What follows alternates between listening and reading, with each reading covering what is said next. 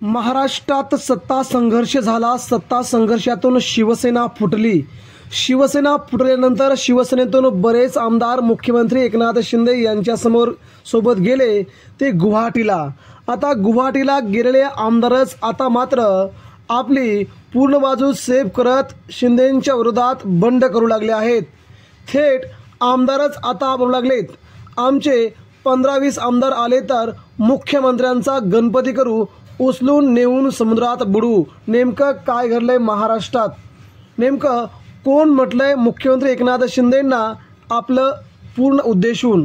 मित्रांनो, महाराष्ट्रात मुख्यमंत्री एकनाथ शिंदेंनी 50 आमदार घेऊन गुवाहाटी गाठली। त्या आमदारांना घेऊन सत्ता स्थापन केली। मात्र आता एक आमदार हातातून निसटून चालला आहे।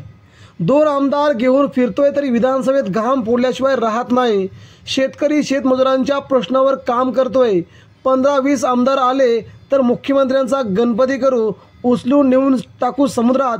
त्यासाठी तुमची साथ हवी आहे, आम्हाला तुमचे आशीर्वाद पाहिजेत, असे अचलपूरचे आमदार आणि मुख्यमंत्री एकनाथ शिंदे यांच्यासमोर गुवाहाटीला गेलेले बच्चू कडू यांनी आज हिंगोलीमध्ये मुख्यमंत्री श्री एकनाथ शिंदे यांच्यावरती शरसंधान साधले।